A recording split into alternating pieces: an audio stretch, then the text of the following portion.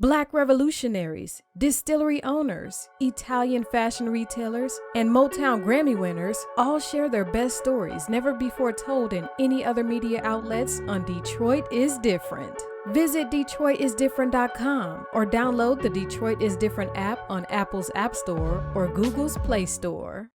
Welcome back to the Detroit is Different podcast studios. We're in the throes of winter, and winter time is definitely something that you shouldn't be hating so much. You shouldn't be hating on it so much because it gives time to get together with family. And family's always, it's going to be food. And food comes with great desserts. And I'm with one of Detroit's, I guess what I want to say, most beloved daughters when it comes to desserts. And you may know this lady from traveling down the Avenue of Fashions, but she's turned this block to now a spot for desserts. April, Good Cakes and Bakes. How you doing? Hey, how you doing? Thanks for having me here today. Definitely. You are the proprietor of an establishment that I patronize, my dad patronizes, Yes. my sisters patronize. We love Good Cakes and Bakes like so many other Detroiters. So first, we just want to applaud that journey for that. And we should be shaking you down now. It's like, where are some sweets? I know, and I thought about that. I was like, dang, I'm going over here on a day when we're not open. I should be taking dessert. We'll have no dessert up in here. I felt bad coming, let me tell you. I was like, dang, we'll have nothing today. We patronize. We love it. But I still like to bring, because I love to see people's face when they're eating desserts. That's the whole reason why I got the bakery, to see the love people have when they eat sweets. Okay, that's all right. And we're going to get a whole lot of the story that I know some interconnects. This has been an interview we've been like plotting, planning for a while. Because Yes. I come in, April was like, when you going to have me on the show? I was like, you can come on anytime. You should have been on the show. So then that's where I was like, I didn't know our platform was beloved on that. Yes, So, I was like, dang, he come to bakery all the time. Why he never asked me to be here? What's that about? it is easy to get on Detroit is Different. And I know a lot of people just lost in translation. It takes time, but we can do it. And you've been on other shows here. You're connected to so many things and people in the community. Let's go to your Detroit story. Yes. What brought your family or you to the city of Detroit? So born and raised here, my grandmother and my great-grandfather is part of the Great Migration from Grenada, Mississippi, here to Detroit. My grandmother moved here when she was 9 years old, along with 14 brothers and sisters. They all moved here, and my mother, born and raised here. I was born and raised here. And you know how you born and raised here, and when you're growing up, you're like, God, I can't wait to get away from Detroit. So when I left to go away to school, I was like, I ain't never coming back to Detroit. Never come back. And of course, I came back, did my master's here in Ann Arbor, and then I moved away to Arizona for 5.5 years. And while I lived there, it's like when I realized that what I love so much about Detroit is the four seasons. Because you go to Arizona, it is 95 and 100 degrees, 365 days of the year. I know. It's like their winter. You don't like the 92-degree winter and the 110-degree summer? No. So I am a true winter baby. Love snow, love cold. So to be there and not have any of those things was very depressing. So let's get into this. Okay, Grenada, I've never even heard of Grenada, Mississippi. Whereabouts is it? So it is 10 miles. You ever heard of Winona, Mississippi? Mm-hmm. So it's 10 miles from Winona and 38 miles from Jackson, Mississippi. If you want to put that, in the map. Yeah, there you go. And with it, Mississippi's one of those places is a lot of these stories start, like migration. A lot of the families migrated from Mississippi just due to the railroad lines to Chicago because it's a little further west. Mm-hmm. So when you find a Detroit person from Mississippi with those roots, it's a little bit different. What led to your family being here in Detroit, and do you have a lot of family over in Chicago?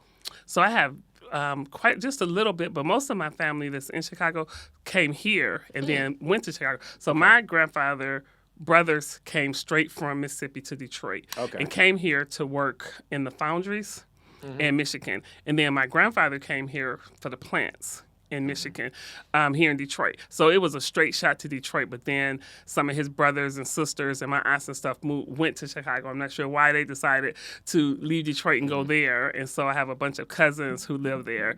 And so we have a family reunion here every year. And it's either Mississippi, it's in Alabama, or sometimes it's here in Detroit. And recently we've been having them in Chicago, but not in the Chicagoland area. Right, it's always in Joliet. Illinois. Okay. That's where all of our family who lives in Illinois, they all live in Joliet. Okay, so they see you and they see your nose and they like, you one of them. You want to know people from Joliet, right? I'd be like, yeah, that's where I want. Everybody's from think I know Joliet. your dad. Yeah, everybody from Joliet. Yeah. So with that, now I definitely have a lot more questions. So they came this way, then went that way. Yeah. Mm-hmm. In Mississippi, was it agriculture, farming? What was it? And then the family, you still have family down there, I'm guessing? Yep, still have family down there. So it's so interesting that all of my grandmother's brothers moved here. But to begin with, a couple of her sisters stayed there because by the time they moved here, some of her sisters was already grown, and they decided to stay. So I have cousins who's like my mother's age because they're my grandmother's sister's kids, and so my mother's like first cousin area, but they still there, and then they have kids. So we have quite a bit of family that still live there, but older family that lives there. But my grandfather was a sharecropper. So he had land there, and literally my grandmother. So she has two sisters still alive. All of her brothers are deceased, and so they sold the land just in 2017. There's land they still own the land there all this time, and they just sold it in 2017. And that's a deep story. Reference the Roderick Miller episode of Detroit is Different, where he talks about sharecropping, what that business was, and more so the impact, because that's another one of those kids from the good old South, and having family there. So those small towns, and that's what we kind of talked about. Like it's an ecosystem, it's a flow, and sharecropping. You can reference that. It definitely was not the way it was executed. It was weird. So for a lot of people that didn't know, me and Roderick didn't say, it would kind of be like a Uber-ish form of business, right. Meaning like you have land in exchange for we're sharing the crop of this. So you're kind of you're getting pennies on a dollar. Meaning right. It ain't really a share. It is. It was just modern day slavery, basically, yes. right? Because you never could get out of debt. Yes. They made sure that they always had some ownership in you and your land, right? Because either your crop didn't produce enough for you. To give them their share, because of course they fronted you the seeds and maybe allowed you to use some of their equipment to harvest your land. And so if you had a bad crop, then you were messed up. Sometimes my grandfather talked about sometimes he would do a whole harvest and wouldn't get nothing from it. Yeah. He would still owe them money. And so then when he goes to do his next crop, he's like double in debt. So it's like he could never get out. And that was one of the main reasons why he wanted to leave, was he felt like that he was never going to get out of debt if he had to stay there and take care of his kids. But they still own the land. But the difference is that when he came here and he was able to start working, and then my uncles was working too, they were able to pay off their debt down there. And that's the reason why a lot of people who were in sharecropping didn't still own their land, because they were so indebted but my grandfather sent money down there to cover his cost of the land, because again, I had aunties who still stayed there. That's the only reason why they were able to still own their land after over 100 years, was because his purpose was to get out of debt. It's why he moved here. He no longer wanted to be in debt to a white man. He felt, and the story I'm saying is exactly how he told it to us growing up. Was like, I was tired of working for the white man. I felt like we were still in slavery. So I came here with the intent to form some type of generational a legacy here of making sure that my family had the house that I worked and slaved and got beat to have. That's deep. Yeah. And that's powerful that's like a pivotal elder in your life story to hear his perspective of that. Yeah. So with that, what and being that he kept that in his heart, how and I'm jumping so many other stories, but how, knowing that, how did your family come to like a consensus on even agreeing on selling any of the land? Like, what was the talk? Because I'm pretty sure that was a looming presence. It was a year. Every step of the year, every time it was even brought up, it was like, now y'all know how we in this situation. Yep, it took years. I think my uncle started talking about it maybe in like 2008. I think about when I first came back to Michigan. So around 2008 is when they first started talking about it, and it was more so because the kids didn't want it. They didn't want the responsibility of it, but the adults and my grandmother's brothers and sisters were all too old, getting too old to try and handle it, and so they wanted to sell it because they didn't want it to go to waste, and so they wanted to sell it. And it took years. And like my grandfather has a bunch of property here, off of McGraw and Ferry Park, and they still own that land over there. We have some of my cousins live over there, but that was another thing. They wanted to sell that, and they were like, "No, we'll never sell that land over there." But they was like, "No one, all the kids that's in Mississippi don't want it." All of my aunts and stuff who were there are all deceased, and they didn't want the land just to sit there and rot away. And I like this because exploring this, just even in our family, it's all types of family business. And it was funny, I was having a talk with my dad. I'm like, with the passing of certain figures in our family, we've assumed new, I guess, traditions of how leadership happens, how family decisions are made. Mm-hmm. And this, to me, it's not like it's not a making tough family decisions in a black family for dummies. It's not a book you can read. It needs to be a lot of consensus, and it brings people together. And sometimes when you bring people together, everybody won't agree. It can get heated. Sure. No, right. It can get real heated. Yeah. The beauty of it is this. It's a process to me of us learning to connect. Yeah. On the ground. So hearing a story like that, when you do have people of different backgrounds, you're going to have some people in Chicago, some people in Mississippi, lineage, and that's where like all crazy stuff, your mama don't like me because, back in 71, I took her boyfriend. And some crazy like that, that doesn't have anything to do with anything, but you still have to entertain it. Like it's a flow, and then you're still, and everyone does have on them the onus of your grandfather letting them know that, like, look, for real, this was something that I felt that I was in the worst conditions dealing with this, feeling enslaved, and I'll be damned if the trick game that they got me into this situation with, it'll be the same trick game that they take it from. Exactly. So I'll be working up here and sending money back down and making sure that I'm getting my receipts in full and everything and taking care of it, because I'm not about to let them slick me out of that. Whereas now you move, I don't know, I mean, at that point 60, 70, 80 years later, and now you have descendants that have an asset. Yep. That are young and new financial systems that, in a lot of my Kari Frazier opinion, not necessarily the trade is different, a lot of these systems exploit black people. Yeah.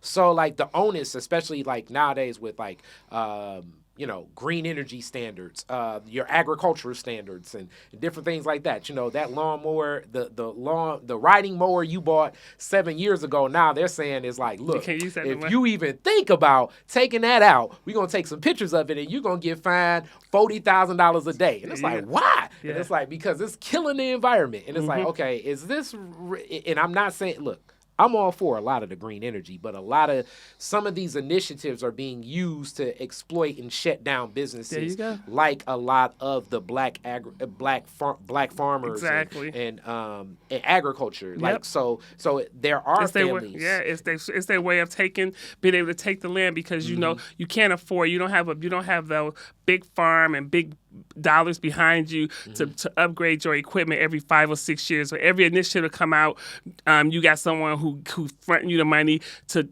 buy the new equipment, right? So what does that do? It shuts down your farm that you cannot even harvest your land because you don't have the equipment to do it. So what are you going to do when they put you in that little small container? What you can do, you can't even keep the the upkeep of that land. So what do you end up doing? Selling it. So it's like they put all these constraints around you to limit your growth and limit what you can do, so they can come in there and give you pennies on the dollar for the land. Yeah, and that's the flips, and you know, and it's the same. It's unique because probably a descendant that he's never met in his life, you know, that young. You know, you 20-something, you love the idea. You see, like, some of your counterparts, some of the white folks down there in Mississippi saying, like, oh, we see that marijuana about to get open. You know, we can grow some hemp here and all of that stuff. But they're getting access to opportunities that we won't get access to. Exactly. So you're judging this situation and feeling, like you say, confined, and you got to make a decision. And you're honoring, and it's still from the same lens. So now you have to have a real collective family discussion with some elders in your family saying, like, look, I think it's a way that we can do this, and it will honor, I guess, and that's where it really becomes tough. You're honoring the legacy of your grandfather while still putting yourself in a situation where you're protected and have an advantage too. And these are... You know, like I say, I'm getting more into like making those family decisions. It's beautiful, it's tough, but it's really how we move collectively. Yeah, and I think it's a lot better now than it was before, because before, now you can have Zoom calls, you can have phone calls and do it, where before it was only the people in people in Detroit was making the decisions about Detroit. People in Mississippi was making the decisions about the land in Mississippi. Now it is like, nope, you're not making the decision. We all can get on a call. And that's the one thing that I feel that has helped us a lot to stay connected with Detroit and Mississippi, is that our family is like, no, we're going to all get on a call. So you might have 70 people on one Zoom call. And this was before the pandemic, before people, my aunts, my grandmother had to know how to use Zoom, even though they'd be on there like, can you hear me, baby? Yeah, Granny, get your head out the screen, please. But we would get on those Zoom calls to talk about stuff. I like it. And, you know, we might be on there for hours because my grandmother asking a question, and now we got to explain it to her, like, how is this beneficial, why we shouldn't do this, and all they thinking about is, we don't have time, we getting older, we don't have time for this, so who's going to take care of it? And want to make sure that it's not going to go to waste. Yeah. So now let's just move into this Detroit story. Your parents and everything. What side of town? Where do you... when you think of Detroit and growing up, what neighborhood do you say, this was us? Warren and Livernois, West Warren. West Warren is where I grew up at. My parents now stay in the Russell Woods area, but growing up, we stayed off of Warren and Livernois. Well, now that's considered Southwest Detroit, where before it was just the west side of Detroit, but now it's considered Southwest Detroit. But as a Northwestern, I consider that as a location of street races. But. Yeah, there you go. I used to sit on the roof because my bedroom was a window to the porch, and we had like, you know how you had a double roof? Yes. And we used to climb out the window and sit there and watch, because we was 3 houses off the corner. We would just sit on the roof until 2 and 3 o'clock in the morning watching the races go down the street right there. Yes, I was 2 blocks from White Castles, and we would just sit on the roof and watch the races. Yes. So for people that don't know, like, it's definitely not Fast and the Furious or anything, but like it would almost be like Belle Isle or something. Like, it was a couple different strips where you had street races where people would just race cars. Like, usually, like, it's like, I don't even know, like, I'm very informal and everything. Like, I guess you'd have to stay up till like maybe like 1:30 in the morning. Enough people would gather, then cars would race. So West Warren was one of the most, as far as like of West Side locations, where West Siders would go and race cars, and kind of like the Belle Isle, old Belle Isle. Yeah, it was like the strip. strip of Belle Isle, exactly. And an interesting thing about it was there was like no social media, nowhere people know, but people just knew to do it, and it was there the whole time we grew up. I lived over there from the time I was 4 months until I graduated high school and went away to college. And every weekend, it was never a weekend where it didn't happen. And it wasn't until, honestly, it was like every weekend you knew it was happening. It was like it was posted. You just knew that at 2 o'clock in the morning, get outside and you can see races going on. And it wasn't no fighting. It wasn't nothing. It was like it started, it went on, and then it ended when the police came at like 5 o'clock. They get tired of it. They come shut it down. There was not anything going on. It was nothing. It was never nothing at all going on. It was like nothing.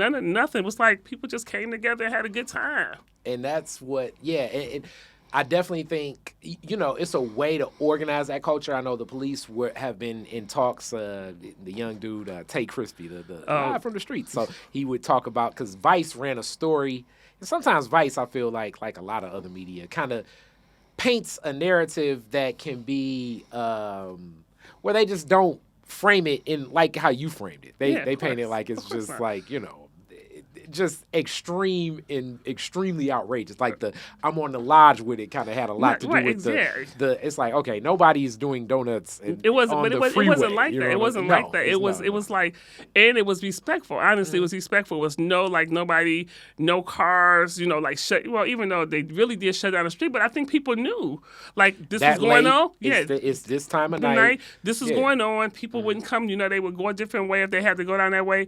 And it was like, it wasn't holding up traffic. People sitting in the middle of the street waiting to get by. It was just everybody knew at this time this was going to happen, and it was like, oh, okay, I'm just going to go down to Wyoming and come back around. That's what you would have to. Yeah, exactly. If you lived in that neighborhood, go down, like you said, no social media, but many would gather and be there. If you just in the know, So other things about that community, because it is kind of on the cusp of that neighborhood is kind of like the East State Fair neighborhood in the sense of like it's inside Detroit, and this is such a chocolate city, but because Dearborn's not that far away, Southwest Detroit is there. Like it's a lot more diverse. Oh, it was than like a lot of other communities. I went to Chassey High.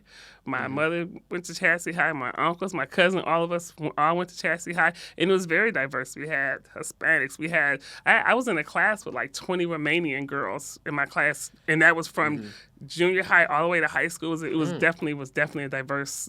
Even though it was, again, my whole block, my whole little area where I lived was black, but when we crossed over McGraw to get to school, it was total difference. Did you notice that as a child that like, okay, this diverse experience may not be the experience of like my cousins on the east side? I did, because I had cousins who lived. My grandparents were divorced, so my mother's mother lived down the street from us, and that's another thing. A lot of my aunts all lived like in 3 blocks. One of my aunts stayed around the corner. That's where my cousin stayed. My grandmother stayed on the same street of us at the corner of like maybe 10 houses down from us. My other cousin stayed 2 doors down from my grandmother. One of my cousins stayed next door to my grandma. So it's like our whole family stayed in that area right there. But then I had my grandfather who lived over right on College, right across from the Detroit airport. And so that side of town was different. And we only went over there and we was going to my grandfather's house. But my cousins over there, they went to school with all black kids. They might have had one white kid in their class. They thought that was an anomaly to have that one white kid there.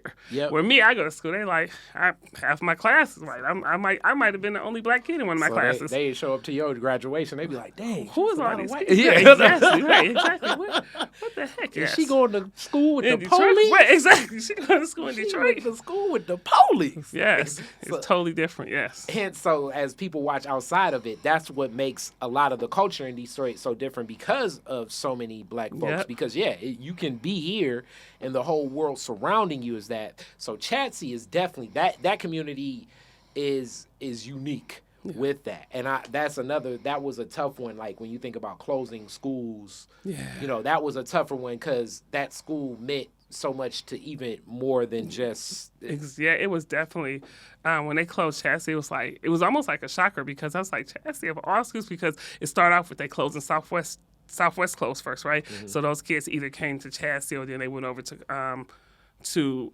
Western. So it was the 2 schools, and then after that it was people had to go to McKenzie. It was so interesting when they started closing schools because I know it was like a culture shock for some people to leave one school that is so diverse and have to either go to Western, which was a lot more Hispanic, Hispanic and black, but still people of color, or to go to McKenzie, which was like all black, right? Shout out my Stag Nation. Because McKenzie is like you jumping in it. Like it was like a big difference. Yes. If you're a Romanian kid walking in McKenzie, you better keep your head on the swivel. It was not comfortable. Yes, you better get good at as the old folks say, the dozens. get good at so. You need to. embrace and ingratiate yourself in Black culture to There be you go, at to a school fit like in over there, McKinsey, yeah. you know. And you at this, what are your parents doing? What's their career paths? So my mother, most of the time, was a stay-at-home mom. My father worked for Chrysler, worked in the Big Three. So, that was, honestly, growing up, that's all my parents, it was either you're going to get married or you're going to work for one of the three things. You live in Detroit, you either work for the Big Three, for the city, or for the state, right? You want a job that's going to give you some pension, it's going to give you benefits. And so when I was going to school, that was my father's like, well, when you go to school, come back home and get a job here. Yeah, I don't want to come back here and get a job here. But yeah, that was it. So went to college, came home, worked at Chrysler. Worked in the plant first and then moved over to the finance side of Chrysler, worked there. And then when I decided I was going to, there's an episode, time in my life where things was crazy. Then I came home and worked in human services before I decided I was going to open up a bakery. And my father just didn't understand that to save his life. Like, you got a job. And so much of that is the culture. That's another thing that's unique about, and this isn't just Black Detroit culture, just the Metro Detroit, really Michigan culture, because of that reliance on the Big Three. But also with that came a understanding from unions, and the role that unions heighten quality of life for all people. Yeah. Now, I'll be the first one to say unions were started because they didn't want to work alongside Black people, but eventually it was obvious that Black people need to join to move forward with what we would want anyway, And really, the culprit in this is the corporation, but it heightened the quality of life, especially when we think about the 60s, 70s, 80s, part of the 90s, that, just certain standards of vacation pay, being sick leave, EAP. So I know for a fact that, like, my uncles and aunts, a lot of my uncles and aunts were on drugs, but they still worked in the plant. Yeah. And you can get in trouble for literally stealing stuff. Like, I worked in a plant at Jefferson North is where I worked at when I worked inside the plant, and there were several times where every day, two guys would walk past. I worked on an engine line, so I did put the filter on, the oil filter, and I also worked right next to where they did the starter. And every day, these two guys at lunch would come past and take two starters out of the cart and walk out. Every day, did that every day. They was on drugs, and they would constantly get their job back. Yeah, I mean, they would have to go to 30 days of treatment and get their jobs back. So that was one of the things that being in the union during when the height of drugs was real bad for people, is that you knew you wasn't gonna lose your job. I think it's like most things in life. Like, it's tough to make like blanketed decisions of this is good, this is bad. Yeah. And on the other side of it, also when it comes to corporations like the Big Three that get bailed out from our government, it's like, well, it's not like y'all not taking money from people either. You know what I'm saying? But it's a tough because some people with those struggles with addiction. And interconnecting how things happen, like that season 1 of Black Mafia Family, where it's like, oh, we just gonna set up a food truck, right, and then that's gonna be our spot across from, like, that's plants, even though that's television. Like, I mean, but I would go a step further and say I know a lot of people that had a job at the plant, but their job at the plant was for other goods to be sold. Exactly. Oh, and some of those people were people that were like, it was like a marketplace. Some people, it was a world of its own. It was a world of its own. Yes. Yeah. Anything you wanted, you can get inside the plant. It was its own world. Yeah. And in that culture, comes other things too, like in entrepreneurship. Yeah, that's really where a lot of Detroit businesses will start. Yep. Like, especially like people that cook and bake and things like exactly. that. It's like, all right, I'm gonna come, Friday, I'm doing my doing my lasagna. Exactly. If you want some, I'm passing. You gonna see? $5. You would go in the bathroom on Tuesday, and there'd be a little sticker on the thing to say, "Hey, I'm selling dinners Friday. Come over to the body shop and give me your order. Call over there." It would be signs to tell you, like, "Oh, such and such selling." And then people who sold like desserts and dinners, they would come into the parking lot, so you would know Friday at lunchtime. You go outside, and people would be selling dinners and stuff. Yeah. And dinners, even clothes.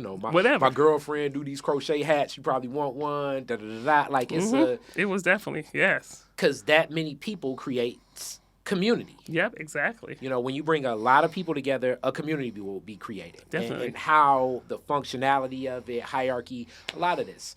And school, let's kind of, in your story, you say after school and then back to the plant. What school did you go to for college? Yep, I went to Spelman in Atlanta, did my undergrad there, 4 years there. Then I came back here and I went to the University of Michigan, Ann Arbor for my master's. I did my MBA in Ann Arbor. So you went to another black city. And it was it was a difference though. It was totally different. It was a definite culture shock, and it also was wonderful because living here in Detroit, it was for me. I can only talk about my experiences. Growing up in a house with brothers and sisters who were lighter than me, there was always a difference. I can feel the difference in how I was treated compared to how they was treated. Even at school, I felt the same way. It was like I hated being dark-skinned. I hated going outside in the summertime because I would get real dark. So I literally would not go outside. I would stay in the house all day, and in the evening I would go outside. And it was because of that. And so going down to Atlanta, it was a total opposite. It was like, what? You don't like your blackness? What? Yeah, you getting hit on left and right. right. It was like it was total difference. It was like, oh my God, your skin is so beautiful. What are you talking about? You don't like it. So it was definitely a culture shock, but it was also me becoming myself, me learning to like and love myself differently when I got there. Even though, and people don't understand that when I try to explain it, because it's like it's not like you lived in a city where it was all white people. You lived in a city of all black people. Yeah, and black people can be mean sometimes. I don't care. They can. So. Yeah, you have that colorism Very here. so. You know that, and then growing up in a house where it's different now, but growing up, I can say I never heard my mother say, "Oh, April, you look so cute." I would hear her say to my sister, like, "Oh my God, you look so pretty today, Tamika." But me, she wouldn't. I never heard that. I only heard praises about my grades being smart. It was always, "April, you so smart." I never heard that. So growing up in your house, if you don't get that, and then you go outside the house and you don't get that, where do you get that love from? And that brings a couple different points to explore. Like, first, colorism is real in our community, but it also goes along the lines of, like, when I said, like, the Romanian kid, like, be ready for the dozens and the culture. Like, part of it, it's tough because, like, and I love comedy, but I also understand that some people, it's just tough for them to even experience and listen to. Like, if you have struggled with addiction or have family members that have struggled with addiction, and then you listen to a Richard Pryor set, that could possibly raise like a physical emotion for you. Yeah. Whereas, I definitely have had family with addiction where I look at it and, even with the family members that have struggled and recovered, we'll laugh together. But that's our culture.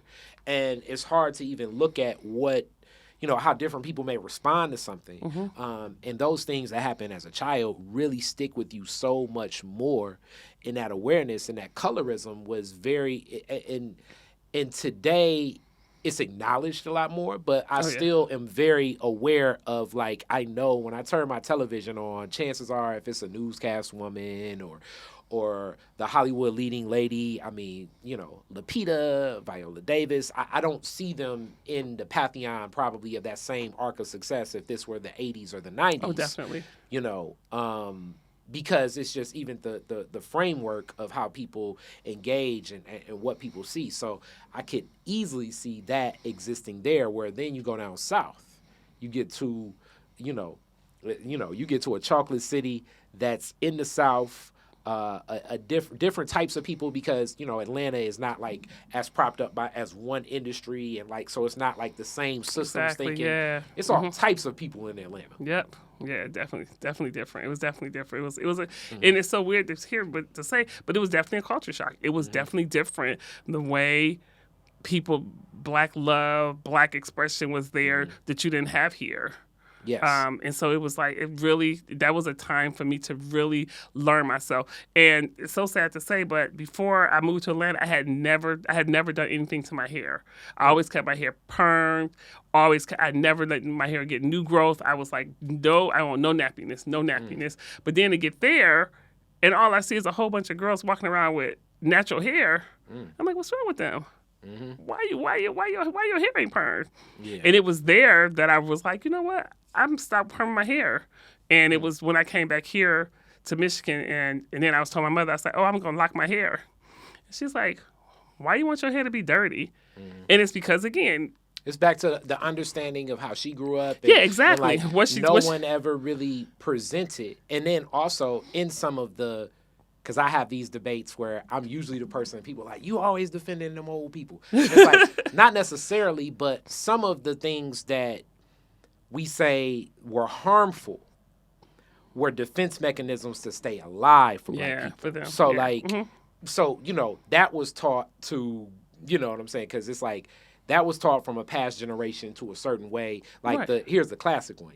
Children have their place and children shouldn't say nothing. Exactly. Yeah. That and it's breaking in many families, but that was a classic known reality in many black families. But it was you can stay alive because the kid, like as you said in that sharecropping situation, it's like, nah, we got double that, Mr. Johnson. Right. And it's like, oh man, nah, I'm gonna get lynched. You know what I'm saying? He ain't here no more. And you're right. It's like that attitude of you need to make yourself fit in as much as possible and not be a threat to anybody, right? Yes, non-threatening Negro. There you go, exactly. And so you want to make yourself as neat and as clean as possible. So you work in corporate America, April, you about to lock your hair.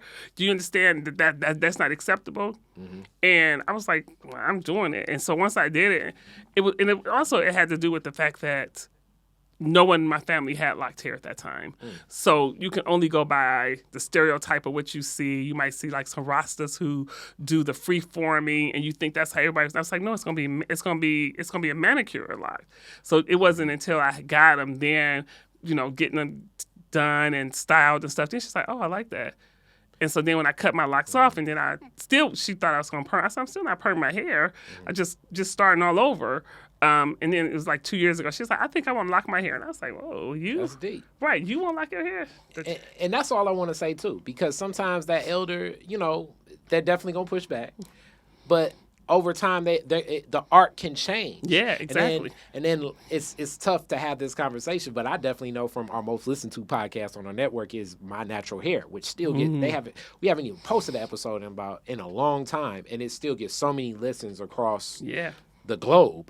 But it's an episode where LaDonna Sims is talking like, yeah, when I first wanted to get locks like in the 90s, it was tough because I couldn't even really know, where and how. It wasn't as prevalent as now. She was like, all I had was Maxine from Living Single, the first season, as a frame of reference for it. So I had to look in. She was like, I studied Maxine for a long time. She was like, I studied her and read these articles and what salon she went to and everything, and then I had to find her loctician and where things were. The products weren't as prevalent, so she was making products. Hence why My Natural Hair is worth listening to. Donna Sims, check that out. But it was a journey, and that's where like I think culture changes and better understandings can be given, through people taking that lead. Because I'm sure with you starting your lock journey, let all the other women in your family now, especially the younger ones, say, I have an option. This is a variation. This is different. And that's so true. It's open. I'm now open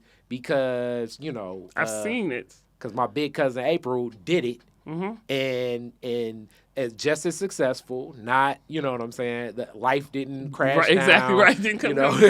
The world didn't end. Exactly. It's so true. And that's so true because now I don't think none of my sisters or none of their daughters have permed hair. And I think it is because, and I know for sure that it has to do with me, always taking my nieces to, like, we used to go to Atlanta to the hair show, the natural hair show down there, because I wanted her to see as she was getting older. She's like, oh, I want my hair permed. No, you don't. Let me show you that you can have cute hair and you don't have to have it permed. So taking them there to see that you don't have to have straight hair. You can do stuff to your natural hair, and you can embrace it don't have to be straight. And going to taking them to stuff like that, definitely, I know, help them to embrace their natural texture of their hair and not feel like it needs to be pressed or straightened out. It can be curly and just natural. And that's powerful. And you're at Spelman, too. So Spelman comes with a whole nother enclave of culture, tradition. And the number one thing, like when I talk to a lot of my friends that have gone to Spelman, Howard, and Morehouse, I'm always in all the HBCUs too, but especially those three, and Hampton as well because of the legacy of Hampton. Like when I think of those schools, you're in school with some descendants of some heavyweight movers and shakers. Yeah. Yep. And you're seeing so many different variations of the Black experience. Like move-in day, I remember we were helping Suzanne's daughter move in one day. So it was so unique on Howard's campus. So you're seeing trail cases of like Louis Vuitton bags and everything like that. And then you're seeing a person like almost with like, as I call it, hobo luggage, like hobo luggage with like trash bags and stuff. And it's like, but all in this same mix, all Black folk. You know what I'm saying? Yeah. Sometimes depending upon the administrator, sometimes it's tighter, sometimes it's not. You kind of see the way that our culture comes to life, I think, on an HBCU campus, which is so unique about this Deion Sanders story now, because you'll see where, okay, obviously more attention is spent at this school and under this, like, I guess, program. And then this one, not as much attention. Oh, yeah, definitely had a bunch of those. Yeah, right. And so for me, it was like what going onto the Spelman campus showed me was like, because here it's like mostly every Black person I know was blue collar. Yes, blue collar very worker, much so. blue collar. So to go there and see so many people that were not blue collar, were white collar, doctors, I have so many people on my dorm floor whose parents was a cardiologist. What? Doctors, anesthesia, just the broad difference of Blackness. And it wasn't just the Cosby Show. It wasn't like the Cosby Show to have a doctor and a lawyer in a house was something abnormal and special.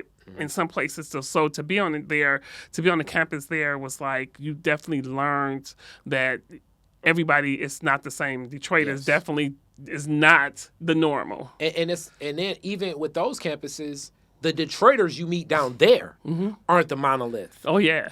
So like it just expands the view, the whole view of everything, especially like a school like the brothers I know that went to Morehouse, because there's so many preachers that go to Morehouse. Yeah. You start getting a different view of preachers. Yep.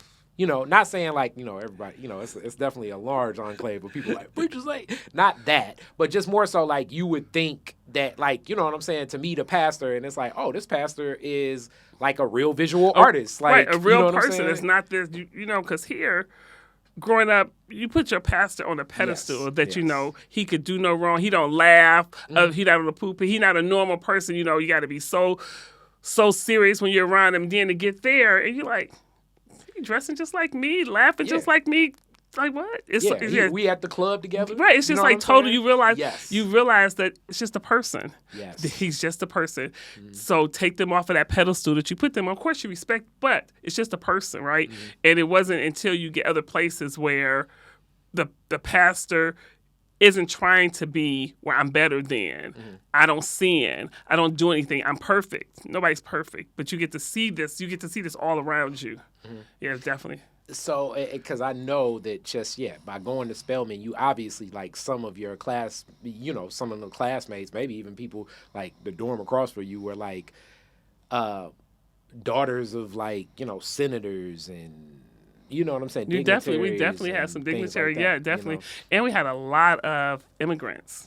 And that's the other thing. You had a lot of immigrants, a lot of people from the islands. Had a couple people from Jamaica, from Barbados, definitely was. And it was so interesting because they were coming here to get a better life. But it was like what they think was a better life, but you talk to them like, oh, my father is the prime minister of Barbados. What? So when you come into Michigan, to the States to get a better life, don't you got the better life? No, it's like Spelman was like the epitome of greatness for them to, they were excelling to come here, to go to Spelman, to go to Morehouse, to go, even at the time it was Morris Brown and Clark Atlanta, we had that whole little Big Four. Right there. And it was just like, ACU, it was the CAU, yeah. CAU. So it was like definitely different environment, which I loved. And I wanted to stay in Georgia, but my class was considered the Olympic class. So we graduated in 96, and that's the year that the Olympics was in Atlanta, right? So you had everybody came to Atlanta, but nobody wanted to leave Atlanta. So it got super overcrowded from, Wow. So you were there during that, which that's a unique time and I don't know. I mean, I love Detroit's Black history, but I just like Black history, period. Yeah. So because of Detroit's Black history tying into the story of Coleman Young so much, I obviously study the hell out of Maynard Jackson, Willie Brown, even to, Harold Washington. Like some of these, as they say, like first Black mayors they have some interesting stories, and it's less the story of the individual and more the collective of people surrounding them, and then also the way the story is told. Yeah. And that iteration of Maynard Jackson in the hearts and minds of a lot of those, especially Atlanta Black folk elites, it's like, Jackson was the one that brought not just this airport, but he brought the Olympics down here, right? So exactly. That was, and it's for people to understand. It would be like, especially like younger folks now, it would be like, and I'm not comparing him in tradition, legacy, or whatever. It'd be like Mayor Kilpatrick coming back to be mayor of the city of Detroit and saying, "Look, and I got this Olympics in my back pocket. The Olympics are coming back." So imagine that framework of how that's going to impact the way Black folks feel, because Maynard Jackson's legacy pre-Olympics, right, was definitely had a large looming shadow of the child murders of Atlanta. Yeah. And how that was handled. And then in that, I think a lot of it was just due to the way that airport was built. Just to have a Black man at the helm of such a large project. The largest at the time that a Black person had ever been over. Yes. was not welcome at first. Especially, people should recognize from this last election with Walker versus Warnock, Black folks see here Georgia and think Atlanta. Yeah. If your car happens to get stalled out 40 miles east, west, north, south, southeast, southwest, northwest, whatever, outside of that, you will understand the difference. Georgia right. ain't exactly Atlanta. Right, exactly. It ain't Atlanta at all. Nope. It ain't Atlanta at all. Right, exactly. No. It's like, you think seeing a Confederate flag, tattooed. Everywhere. Clothes, car, babies got it on. Yes. Everything. They letting you know why you out here. Exactly. Yeah. So it's, you lost, boy? Yes. Mm-hmm. Yes, that's the AAA guy. Yeah, that's going to assist you. Right, you lost boy. What you going for? Actually, sir, I should not have taken the highway route. Exactly. No, I was not supposed to come up on that exit. Hurry up and get me back in my car so I can get from over here. Exactly, and in a lot of ways, what's crazy is I'm saying this about Georgia, Michigan, as far as I'm concerned, is a lot like that in a lot of America, because you get very far out of I was a truck driver, so. Yeah, you travel certain nooks and crannies. It's like, you got to move differently. Even though we everywhere, right? Culturally, our culture is not everywhere. That's right. Yeah. So you're there during this time, and then you're obviously as a college student, you may not necessarily be on the pulse and the context of how this is, but you still feel that energy. You know it. Yeah, this is around the time of LaFace Records is LaFace is coming up. So Def is starting to make an impact with TLC and with Escape coming out, and then you got the Brad. You definitely getting to see this. And for people who outside of the Atlanta, who like here, people didn't know about T.I. for like 8 or 9 years after he had already been popular there. You got Outkast, you had Goody Mob, you had all those different things that were like huge for us there. Growing up, they were young, teenagers, but they still were making a name for themselves there. And Atlanta music was definitely making a name for itself in Atlanta. And it was like not until like 98, 99 when it started making a name for itself everywhere. Yeah. And that's the other thing. So like even, because Lord knows, I think a lot of those 4 schools, a lot of the fraternity brothers led to like the start of Freaknik. Now, what happened at Freaknik, after Freaknik, it definitely was a lot of like, as fun as some of the parties were, it definitely connected to a lot of rape culture connecting to that. Yeah, but with it, like, and when I say a lot, meaning like any is a lot, but overwhelmingly Freaknik ended up becoming like a lot of now what I would say some of the mayors and some of the people behind the scenes in a lot of cities or whatever, how to organize a lot of people. Just because that was a student-led kind of thing. Exactly. And again, that took over a whole city. All before social media, all before before internet computers where you can pass information to people. It still was somehow getting people here in Detroit was coming down to Atlanta. It's like, how you know about it up here? It's like, oh, girl, everybody up there talking about coming down there for a picnic. What? Yeah, it was, I mean, to even think, it's like, people talk about Black Bike Weekend or Howard Homecoming. It was that times, I assume, 1,000. Yeah. Because even, you know what I'm saying, people would say, like, they had to reroute streets. Streets was closed off. Yeah, there was no driving. So but to me, the organization and that's where I tip my hat to actual college students to know how to, fill permits in the city, get permission. Yeah, exactly. And it was like the city knew, the police was present, but I want to say the first year it was not as organized as year 2 and 4, but it still was put on where it was not a problem. It was a problem, but not a problem. And it was because of the way that the school, the students, and everyone went about making sure that we want this to be something that's going on. So let's not make it a problem that we can't grow this the way we want it to. And it's different, and people still enjoy homecoming, but homecoming is still associated with like the school administrators have a lot to do that. Right. But to have students independently do something like that, I think changes. It had never happened before. I don't think it had happened before. In my mind, a lot of you students, like that changes your perspective. Like any student that was there during those years, I think has a different approach towards taking on big decisions and doing big things. Like even like people talk about like the Detroit Super Bowl was this, the Detroit Super Bowl was that. The Detroit Super Bowl was masterful. And it took a lot of the brothers and sisters, because this is the other thing. A lot of those kids that went to FAMU that were always coming up to Atlanta to hang out said, we know we can do this because we've seen this be done before. Yep.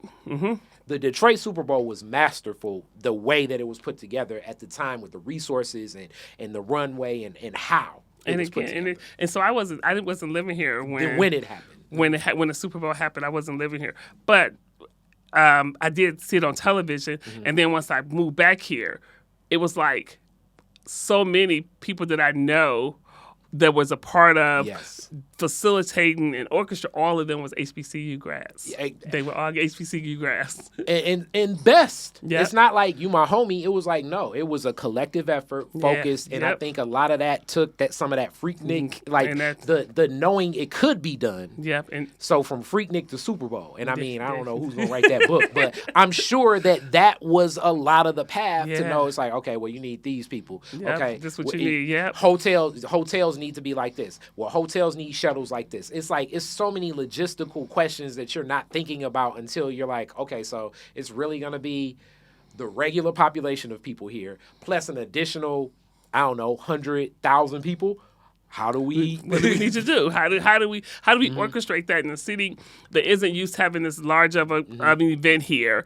What about, like you said, hotel stay? How do we orchestrate that? How do we get the hotels outside of the Detroit area, right? How do we get them all involved so there's like one ecosystem that's working at, and you have all of the great HBCUs to take care of that. So now in your story, this is a fun discussion. We're already going over time, but I like it. I know you're gonna have to dip soon, but so we're back here. You're in the plant, and I'm really driving towards moving in your journey as entrepreneurship, because it's a lot of people that have business breakfast club, Suzanne Clegg, another Spelman grad, but one of the questions we say, is this a hobby or a business? Yep. And it's not necessarily for you to answer as much as to just be, it's a reflective, philosophical question. Was baking a hobby first that became a business? And if so, how did that happen?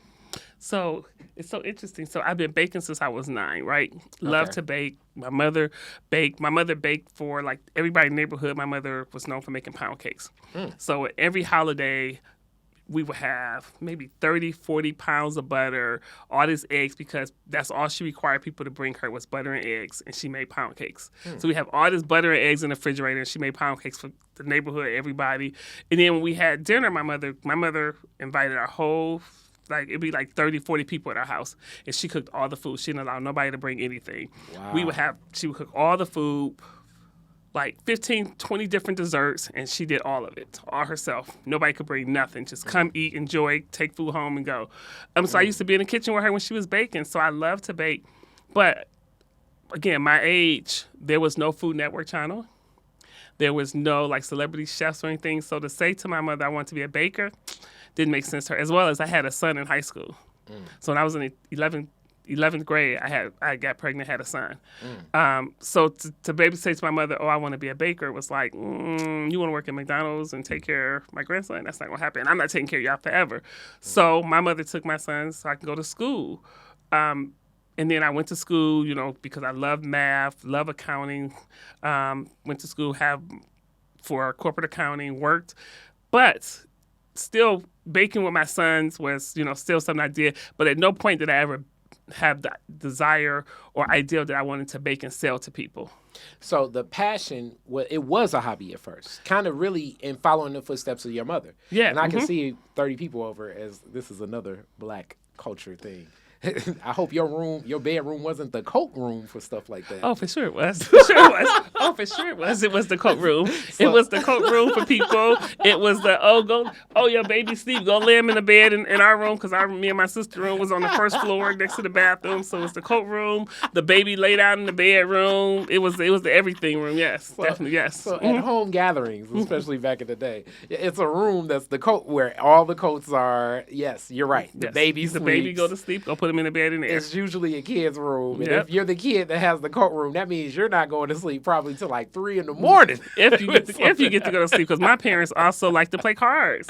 And so after dinner was over with, it was, let's clear the food off and let's play cards. And sometimes it'd be 3, 4 o'clock in the morning, and you laid out on the couch waiting for people to get their stuff and go home so you can go to bed. It's like, when y'all going to finish this game of right, Bed Whist? Oh, when is this going to be on? No, it wasn't Bed Whist. My mother knew they played tunk for money. They was in there they was playing tunk for cash, and it would get heated in there. Yes. I may have to come to a family gathering. Oh, yeah, definitely. It get heated in there, yes. So it was that. And so it wasn't until 2009 when I was reading a magazine. I was at work and I was reading a magazine, and they was talking about cake decorating. You can take them at craft stores. It's like, what is a craft store? And I was like, oh, like Michael's or something. So I went to Michael's to find out about it, and you can take these classes. They would be happening. The classes would happen on Monday nights. And so I paid the $25 for the class, and you had to bake a cake, and on Monday you bring the cake to class, and they teach you how to decorate it, right? And Sundays I would make the cake. Monday after work I would go to class. And it was like after week 6 that I realized, like, you know what? I'm not really excited about the decorating. I'm more excited about baking the cake. And at that time they were just starting food blogs, and so I used to be watching, reading all these food blogs, and I was like, I actually wanted to have a food blog. And so I was like, I'm a person who I need to know everything about something. And so I was like, I have have recipes from my mother, but if I want to develop my own recipe, why some of the recipes I'm reading got baking powder? Why does some of them have baking soda? So I was like, I should go back to school so that I can learn which one I should be using.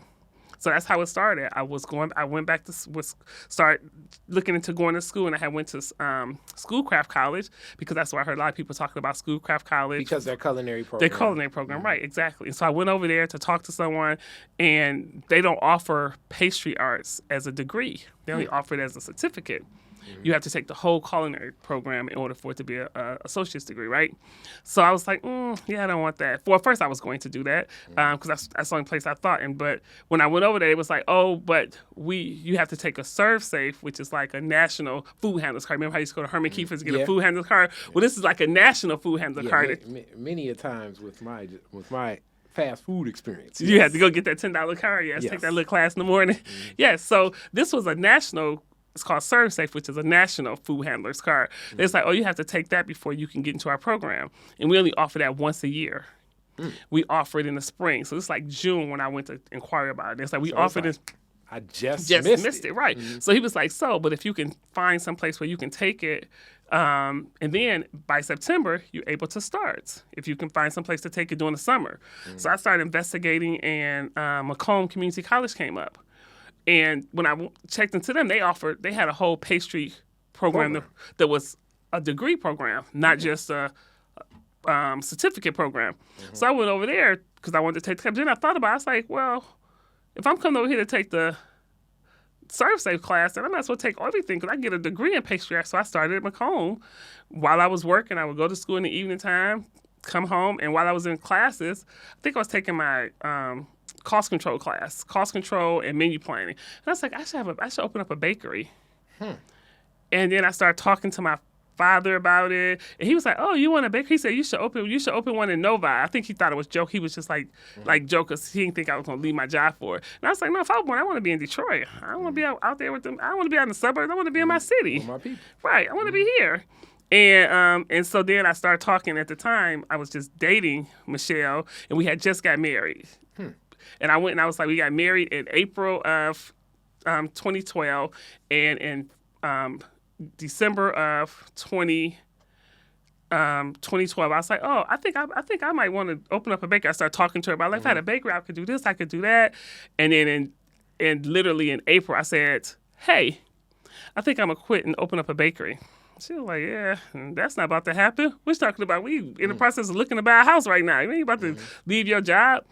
And she's like, we'll talk about that later. And then we didn't talk about it for a couple weeks. I came home, I was like, hey, I gave my 2-week notice. Wow.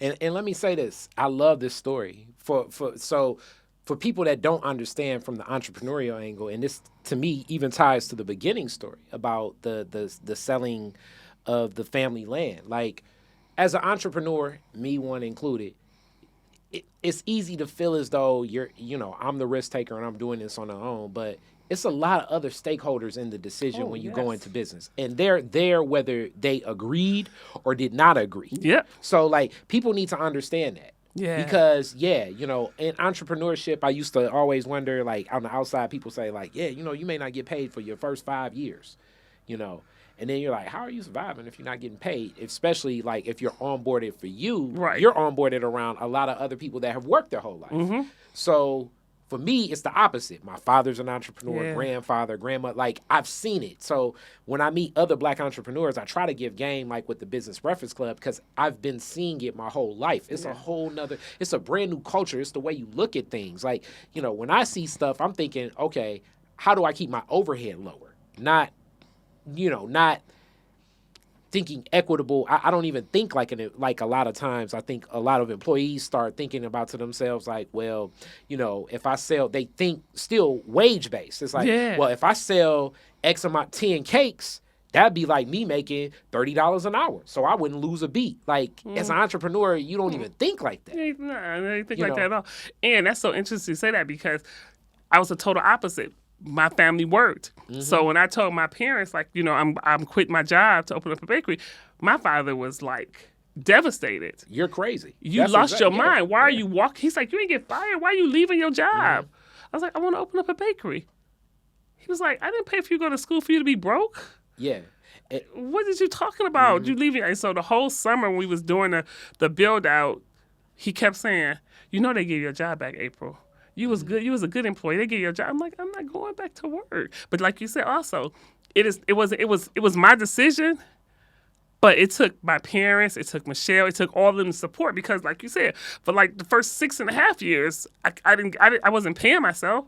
Every dollar that I got went right back into the business. But I had my parents to help me pay bills. I had Michelle to help pay bills. So I had a big support system. So, of course, it was a lot easier for me, I say, because I had a huge support system. So even though my parents were so against me, leave my job to open bakery, when it came down to the build-out time and when I needed $40,000, my father was like, here. And see, and that's what? And to me, that's the other beauty, like the beginning state, discussion. Like, family can gather if you have that rapport. Like, we agree to disagree. That's such a overused statement, but we can be in disagreement and I still can support the act. Yeah. Out of love and understanding, really built from, to me, the character that you've already shown in the reputation of life. Right. Now it's different if you a cousin that every day is something new It's a and new you've thing, never like- followed through with anything or whatever. It's like, okay, almost like this is kind of the decisions me and my dad were talking the other day. Like, I go into most of my plays. If I do something in business, I call it a play. I look at it like I'm facing Mike Tyson. And furthermore, even if I take a loss, I don't mind taking this loss, which is a weird way of thinking. And it's definitely not the way you think as an employee. Because the minute that your job, the minute a manager or a boss or an owner steps in and say, look, we about to all take a gamble here. Everybody ain't going to get paid for 3 weeks. But we're going to make this work. You will have a walkout. Oh, for sure. Right. Ain't nobody coming to work. Right. Exactly. So it's a different way of thinking to say, okay, I'm going to commit to this. And then this is where value systems come. And I like this discussion being fresh because as we keep planning and growing this business breakfast club, it's reassessing what other values are there. And one of the key values that I pull from my father and others is autonomy. Mm-hmm. And that's something that the older I'm getting, the more I love it because it's I can't even put a price on that because that's what that great paying job, you're not going to get it. It's always, even with the quote unquote freedom. Nowadays, they do the whole we insist you take the 3 weeks of vacation. Right, exactly, right here. But you just, you got to come back in and give us a log of what was doing and everything because it's other things in these world where just because our society is so transactional, if I give you X amount of money, I'm going to expect so much back, right? Yeah, not even, and sometimes it's not even what I'm paying you for. I'm going to expect some type of rapport and other stuff. Like if you were still in corporate America right now, you would have to really be thinking, and this is for all my white homies so that you know, you invite your black employee, you pay a decent amount of money for who they are and everything, and then you have your Christmas party. As a black person, it shouldn't be like this, but it's kind of triggering because you got to even think through like, oh man, like now as I approach this Christmas party, how do I, what time do I go? Who do I give a gift to? You know what I'm saying? Can I get a drink? Like, right. It's a lot of other stuff that you just can't even just be. Yeah. If you have a big paying salary, quote unquote, in corporate America, you're going to get those Christmas party invites. You're probably going to get the invites to the client's Christmas party too. True. And that sometimes are like such pressure situations. You got to figure out, how do I move in there? How comfortable can I get in there? Like, what can I do? Like, how relaxed can I be in here? Do they really want to see me, the true me, or do they want to see the work me? Yeah, because you're going to walk in that party and you're going to be like, hey, Jeff, I know you got to love how the city's coming together because you got rid of that Kwame Kilpatrick. And it's like, damn.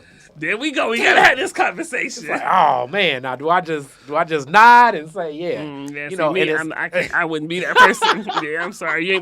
We ain't about to shake hands. You ain't about to talk about Kwame. Because if you start talking about him, I'm about to run it down to you of all the love that you feeling right now. All those things was put in place before he left. Come on now. Y'all eating off of his goodness. Come on. Don't get me started. So April comes back she gets a during the holiday email of, maybe we can have a conversation at the top of the year. Yeah, exactly. Can we have a sit down? Exactly. Well, I'm that person, yes. It's like, my grandfather, he hasn't been in the city in forever, but we went on down for the Christmas lighting, and he said, I didn't even think I'd ever step back in Detroit. Yeah. And then you're like, there we go.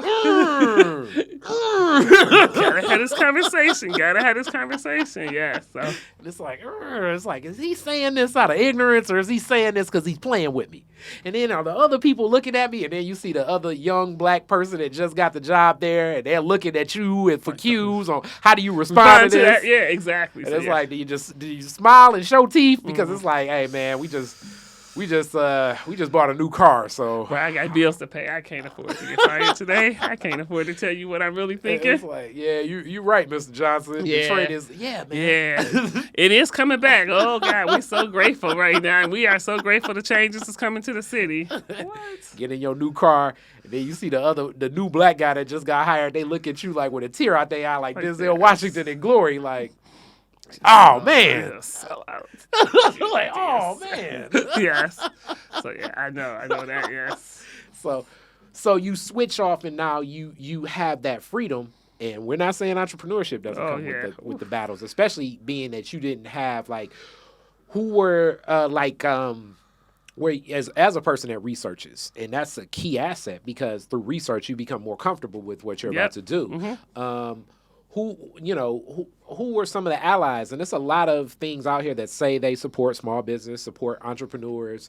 I'm not saying it's not, but maybe I think the word shouldn't be support. Maybe the word should be looked at like, the way it's presented is like you're the Chicago Bulls and they're about to give you Michael Jordan. Yeah. In reality, you're the Chicago Bulls and they're about to give you a Tony Kukoc, a good bench, a good player off the bench that will support you somewhat, but it's not gonna, really, it's not gonna pump. It's not gonna be an engine to keep you going. Yeah. So, where did you turn for, learning how you've done? Because now I respect your business even more tenfold now, understanding this now. Where did you turn to get some of this knowledge, get your game up in learning it? So there's so many things that has helped me. So of course people are like, oh, well, you have the MBA, so of course it was easy for you. Yeah, nope. Your MBA, you go to school now. They have like at Ross, they have a bunch of entrepreneur classes you can take as in part of your MBA, right? They didn't have that with me. It was they teach you in school how to go read a blueprint to somebody else and already been written out, right? So you go there and they telling you it's already written out what you should do, how you should do it, because they already planned it out, right? You're just stepping in there and reading, following directions. So starting a business, you have to develop all that yourself, right? So again, I go back to this part about how blessed I was to have the support of my mother and Michelle and my father. So my mother was retired, but she came to the bakery and damn near punched the clock like this was a job that she was getting paid for and she wasn't getting a quarter. But she was there at 7:30 every day, and she worked from 7 o'clock to 3 o'clock every day. Like it was her job that she was being paid. That mama volunteer employee is even better than the employee that you pay more than you think you should pay. Right, exactly. And so because of that, it gave me the opportunity to get out and get into this ecosystem of Build Institute, of Tech Town, SWAT City, of Bedrock stuff. It just gave me the opportunity to get out and learn all these different things. So everything that was going on, I embraced and I drowned myself in everything. Anything that was going on, I was there. I was there learning about it, trying to figure out how is this going to help me, and I did not have a problem going and asking for help. So that's the one thing I feel that has helped us a lot, was the fact that I was able to have my mother there, where a lot of small business owners, they're the owner, they're the employee, they're the everything, right? So they don't have the opportunity to get out, to go out and go to these workshops and stuff, because 9 times out of 10, most workshops is during the daytime when your business is open. Like workshops, well, now they're a little bit better because it's a lot of virtual stuff. But before, it happened during corporate hours. Yes. Between 8 and 5. Is when stuff happened. A workshop, you want to have a workshop on getting yourself capital ready, is what it was. Tech Time did this like every quarter. They did a workshop called Capital Ready, where they taught you how to get your finances, everything in order, so that when you're ready to grow and scale, you can go to the bank and get financing, right? But all these classes happen between 9 and 3 p.m. So when I would get to these classes, it would be me and a bunch of white business owners in the classes. Yeah. Very, very few black businesses was in that class because they were their only employee. Yeah. They're the only person who can be there. And I can't shut down my business to go take this class. It's going to help me grow my business, because then how I'm going to pay the bills there. Yeah. I only make money when I'm there. So having my mother, having Michelle, gave me the opportunity to be able to go to these different programs and get all that information and bring it back. But what helped me was a book. It was called The E-Myth by Michael Gerber. I got that one. Oh my God! As a I am a Walsh grad, master's in business, and I've taken some of the entrepreneurial classes. Okay. But the best game, it's like it's weird because you're right. Business school, as I say, is employee school. You learn how to, like, if you want a great manager, a good manager in business school, like probably someone that finished with the MBA can understand systems and how things can function. This is where business school drops off.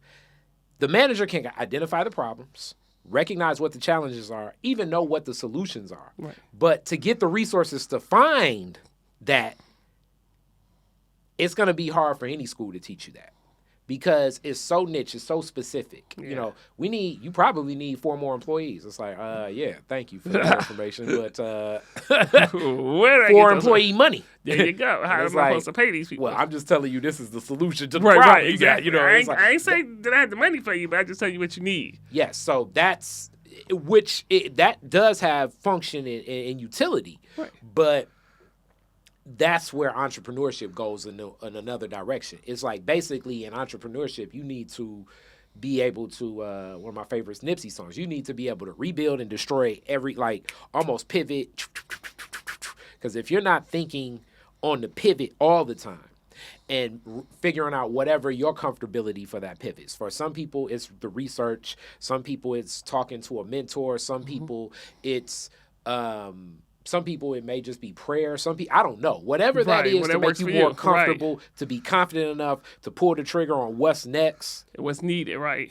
You need to, you got to move on it. You have to, it can be it can be much into it. And then another thing, and you sit and he spoke you up, praises with you. Shout out to Dewan too. The other...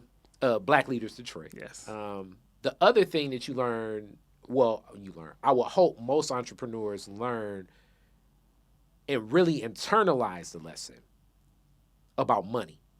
Money is a fast depreciating asset, but you only will really feel that unless you are a business owner. Because to everybody else, money is the resource and gateway for all things, right? Access. So you're going to, because nobody teaches us, and I grew up around entrepreneurship, and even for me, I had to learn and still relearn this lesson, and I think it's kind of internalizing a whole lot more now. But whatever that figure is, 10,000, 100,000, 1 million, 5 million, like you're overvaluing what you think that is, period. Because once you start really getting into the functionality of this business stuff, you buy that fancy, for you, it could be like you buy that fancy refrigerator that Martha Stewart uses and stuff like that. And it's like, oh, yeah. But you just got yourself a luxury car. It's 2 people in Michigan that can fix this refrigerator, and you got to plug it up a certain way. And it's like, well, damn. It's more of a problem, right? Let me go down the street and see what the You Buy We Fry guys use, because I need functionality just in case this stuff goes. Yes, I can't. I got this real fancy fridge that works. I don't know, 2 days out the year, and I gotta wait the rest of the year to get somebody to come fix it. Yes. And the people that do the code inspection and stuff know this because it's such a luxury branded company that when they sent me my refrigerator, they sent a notice to the city that said, if you don't have this cleared, that business can't operate. There you go. You basically brought a boogeyman right into your own business. Thinking correctly, hey, I want to operate like Martha Stewart operate. I want Martha Stewart stuff. But now you brought that boogeyman in where it's like, damn, I don't even want this refrigerator. Right now, I don't even want it. It's more of a problem than it was the benefit, right? And it's decisions like that all the time that you have to know that or even hiring a person. I work in, and I love it because I have my degree in it and everything. And I'll be first to say, and I tell people, and it's funny, but my podcaster, Piper, even said Corey, I want you to help me with my marketing. I'll be first to tell you, marketing it's a lot of, excuse the term, but it's a lot of bullshit people in my industry, and even me included. I could give you a bullshit product, which I know most people wouldn't say, and this ain't even no sales pitch or nothing, because it's all about building materials to help basically share and express the message of whatever it is. If I sell it, sometimes it just won't connect, but a lot of businesses, and I'm saying the largest businesses to the smallest businesses every year. I mean, Google spent billions of dollars trying to launch Google glasses. Nobody bought them. Right. So they had to pivot and do something else. You know what I'm saying? I mean, to this day, I think Amazon is doing better with Alexa, but that's the other thing about businesses. You do good, you get investment, and they expect you to do, oh, well, you know, you did that with $10, so I assume with $100, you do 5 times as much. Right. It's no necessary correlation for that. Yep. So now you busy trying to pay back investors, deviating from the product. All of these are business challenges about money. So I'm sure you see money completely different now than before. Oh, for sure, because you had this idea when you first started, like if I just had money, I could make everything better. No, it does. That's not it, because what you end up doing is spending all that money. It'll be the burn rate of it will be ridiculous because you don't know what you're doing with it. Money is not always the answer to it. I tell people all the time, it's not you have all these like different programs in the city that's just like handing out money to people, but you're not giving them the technical assistance to know how to use that money. You're not giving them the technical assistance to understand why it's not the money that they need. They need this or they need that. It's their branding. It's the way they business look. I don't care how much money you spend and how much product you buy. People aren't going to come in there if they don't understand it. So giving people the technical assistance. So I definitely know that everything is not about money. But I also know, and I'll be real, having a little bit of money can help you because it can help you bring on the people who can help you, right? So I had to get to that point where I had to realize that, I want to have money, I want to have working capital, but I also need to spend it so that I can get the people who can help me grow more, right? So that means I got to pay people differently. I got to bring some people on salary. I got to be able to know and be able to delegate. So when I first started, it was like, I want to do everything. I want to do everything. I'm going to be the best at everything. And then I listened to the E-Myth. And I was like, in that crying when he got to the chapter about technician. Because when I started, I was like, I want to make the best cupcake. I want to make the most softest cupcake. I want the best icing. But I'm a technician. Because, again, when you're a worker, you want to be the best at your job, right? You want to make your job easy for you to do. So you want to be the best at it. You want everybody to depend on you to do it. No one's going to be great. But then you're a worker. You're a technician. Do you want to be a technician, April? Or do you want to be a business owner? So year 2 of Good Cakes and Bakes, whole mindset change. Not trying to be the best baker. Of course, I want to give the best product, but I can hire somebody to do that, right? I can hire and teach somebody. I want to be a business owner. I want to be to the point where I don't have to close the bakery in order to take a vacation. I can take vacation and we still be open and we still make money. Because that's when you're a business owner, right? When you don't have to be there in order to make money. So I was like, I need to change the way I'm thinking. And it was from reading that book. I didn't read, I listened to it on audiobooks. Yeah. But listening to that book was like, oh, I got to change my whole mindset. I need to stop wanting to be the best technician and be a business owner. Get some systems, get everything out of my head, get it on paper. Still trying to figure that out, still working on that part. But getting everything out of my head and having systems so people can do it and do it the exact same way. When you come into the bakery, I want to make sure that you're not coming in today and you getting experience, oh, I'm sorry, we don't have this today. Or this person wasn't here, so that's why it don't taste like that. Nope, I need standardized recipes. I need to make sure that every time you come to the bakery, you're getting consistent products, you're getting the same service, and you're being told the same thing. And that all came from systems. And I learned these things from listening to that book, from taking all these classes. And I am the first person who would travel to go learn something because I know I don't know everything. And systems thinking and building those systems is how you can scale up. And I believe that we're watching a chain, and it's funny we talk about Atlanta because you definitely saw this when you go to Atlanta.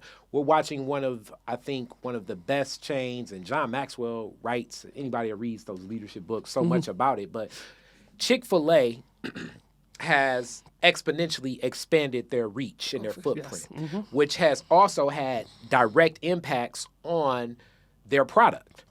So I'm not saying it's better, I'm not saying it's worse, but it's had an impact where now they're dealing with issues that just is not used to anybody that went to a Chick-fil-A before it's expanded to the level that it's expanded.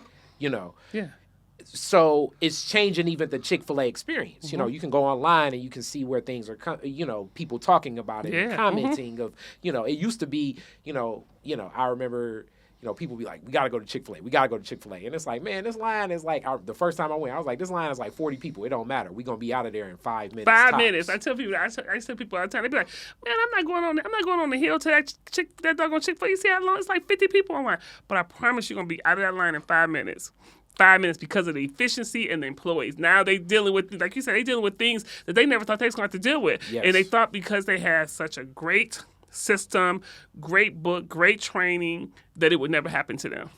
And this is an example, and I'm not necessarily, this is another one of those conditioning. People think just because people have a lot more money, have other corporate sponsors and all of that stuff, they're not going to deal with the same problems. Yeah. So the jokes they would make about Popeyes, now it's some Chick-fil-A's that are having the Popeyes experiences. Yeah. You know what I mean? Yep. Because as you say, as you scale up, now you need to associate, when you have 200 Chick-fil-A's, it's like, okay, we can deal with, these that. 10 manufacturers, these 10 stores for our bread. Okay, they will verify. We have another system to verify if you're good enough to supply us with, I don't know, breading or something. Breading, the chicken, the potatoes that we use, because if you listen to one of their books, they tell you how they only got their potatoes from a certain farm. They ended up investing in the farm so that he was only producing potatoes for them.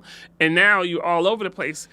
He can't produce for all of them. So now you got to go someplace else and you got to accept subpar ingredients that you have no control over, right? Yes. You have no control over how that chicken is being raised, how it's being cut. You go get a chicken sandwich today, it's not the same as it was yesterday. It's like total difference. And again, that comes when you scale too fast, right? When you scale too fast and when you scale too fast when you no longer have control. And that's the other things in business that you start learning, as you say, those controls. Yep. Because it's always a game of like who's in control. So like sometimes people look at an owner and just think that they're the grand poobah, but in a lot of ways, sometimes the owner is levels to everything. Like you just gave a small dynamic in that Chick-fil-A piece. I like it, as you said, potatoes. So when you enter a region of the Midwest that anybody knows about quick service restauranting, as I've been that Herbert Kiefer guy. It was a horrible quick service restaurant employee though. Got a DECA award for it, but I like the theory of it. But you're stepping into the McDonald's footprint. Mm-hmm. So even though you're talking to every farmer that you're, it's like, hey, we got this great deal with these farms down here in Georgia. You can be our guy for, I don't know, Illinois, right. Michigan, Iowa. Would you like to be that guy? As much as you're talking to him thinking that, in your heart of hearts, in the back of your mind, you're thinking, even if we sign this deal for 5 years, if they even had the opportunity to get some of this McDonald's money. They jumping us in the curve. They putting us down, right, exactly. Yep. So you're like, so now even as the big bad, New York Stock Exchange, I just got a line of credit for $5 trillion from whatever and whoever. Now it's a farmer in Iowa that possibly could have the leverage of what's going to happen in our Midwest market, which it'll be even more attention there because McDonald's knows we're coming in and they're going to roll up their sleeves and be like, all right, we're going to even go across the street and talk to Burger King. Like, hey, you see, they're going to go, we still don't like you. Right, exactly. But we can come together to make sure that they don't step into our game this way. There you go. Yeah. Just small stuff. And that's where, as everybody says, I hate McDonald's. If you study business, it's some interesting things. Like they study traffic patterns for, I don't know, they go back, like they say, try to go back 25 years of traffic plan intersections before they decide where to place a McDonald's if it's going to get the optimum support of the franchise, of the backing of the corporation. So that's like interesting. And that's why usually when you see a McDonald's, you see a Wendy's or a Burger King across the street because they're like, hey, we just going to go off of their research. Wherever McDonald's research, we going there too because they already did all the research. Yeah, they did that. And it's more than that. It's like traffic patterns, the idea of like the children birth and things like that. Like that's the McDonald's system. McDonald's U. It's interesting the way that the trend, and I don't think even most people know now, they've shifted as they saw and this is why Starbucks has certain competition things because McDonald's has almost shifted most of their margins to McCafe. Yeah. Being where they make their money from now. Yep. versus McDonald's, because they're like, okay, they still can't deal with the unhealthy, the supersize me stuff, but they know that we can get you from McCafe. Yeah, we can get you for that. Because we know how much, we know our we can give, and this is back to like when you say quality of the product offering. We can give you the same product offering, and it's not going to be as good as your Starbucks drink, but at the value and the reach, meaning like you can get to us faster, we're going to be able to compete and possibly put them not necessarily out of business, but give them a lot more competition than they think. And we can give you the same feeling that Starbucks gives to the upper echelon of people having that white cup for less than Starbucks. So you like the Frappies, the McDonald's offers, I can give it to you for $2. I know you pay $5 over at Starbucks. But everybody can pay $2. Yeah. So I'm going to get the people who can't afford to go to Starbucks every day. I'm going to get them to come. They might go to Starbucks on Saturdays, but Monday through Friday they go to work, they're going to grab it from us. And I think that's what's going to happen. That usually is what happens. It starts like, I don't ever drink that McDonald's coffee. Right, exactly. I don't know what's going to be in that stuff. And then it's like a day and it's like, well, it's close. I'll try it. This ain't that bad. So then the person that went to Starbucks every day is like, all right, in the traffic jam, I'll go. Then they go on Monday. Then they go Monday and Tuesday. Slowly but surely they become a McDonald's customer. There you go. Exactly. And Starbucks becomes almost like the weekend specialty. Yes. Yeah, I'm gonna go to Starbucks Saturday. But every day I'm going to McDonald's. And then when they start seeing the impact that it has on their wallets, if they become a conscious thinker of like, I need to be saving money, they get to see the difference. Dang, I'm spending $6 every day at Starbucks. And I'm enjoying. I don't even finish that coffee over there at Starbucks, but I get this $2 coffee at McDonald's. I'm finishing the whole cup. And I'm still in the car. Exactly. It's comfortable. I'm comfortable in, out. Yeah. And I can get some more stuff. Oh, I want some French fries and hamburger. Yep, I got that too. Yep. So I don't know if everybody's noticed, but I know April does. But this is what business people always think about when you get two business people talking. The offering from Starbucks, if you've gone into Starbucks over the past 4 years, it feels completely different than what Starbucks was 10 years ago. It's totally changing. And if you listen to the book, he talks about how we're never gonna be where you can go get a meal. We're never gonna be where you can get that sandwich. We might be where you can get a bagel, you get a Danish or a muffin, but we're never gonna be offering like a full sandwich and stuff. Or we're never gonna be offering a full where you dine in. Now you go to a Reserve, you go to Chicago, you got 5 different menus on the Starbucks over there. You go to Starbucks here, I can get a whole ham and cheese breakfast sandwich. I get like 10 different breakfast sandwich choices now through Starbucks, right? Where that's not what they wanted to do. But they realizing, again, that McDonald's is taking over a lot of their market with their McCafe. Yeah.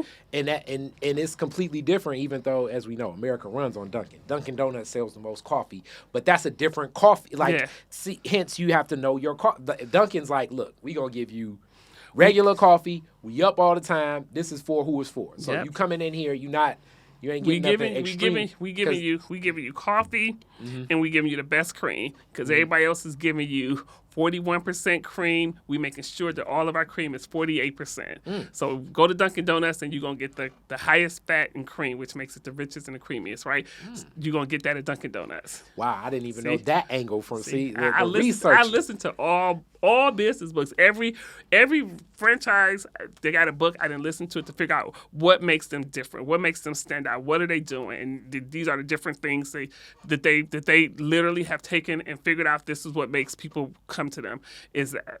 And I've even mentioned this to a lot of people because I travel and everything, and it's happened kind of before our eyes. We don't pay as much attention here in Detroit because it's here in Detroit, but I've brought this up in many interviews now because it's just so classic Detroit. But Little Caesars is right now the biggest pizza business in the world, like the world. It went from basically like kind of not even appearing in the in the arc of like almost. It went from like a more regional, couple other locations type of pizza place to now it is the largest pizza everywhere, like, so, and I think all of that is just based on, as I use the hot and ready discussion. It's like, to me, yes, it's some better pizza out here, but for $5 for value, and this is where the consumer is making the the value proposition to themselves. Like, okay, this Buddy's pizza will cost me $20. For what's small? Yep. This Little Caesars pizza will cost me $5. So I know Buddy's is better, but at what cost? And then, like you say, it becomes more of a specialty buy. Yep. So and it's money in luxury and specialty items, but it may change whatever your business model is. And Buddy's, I'm using that as an example more so as a local chain, but Right.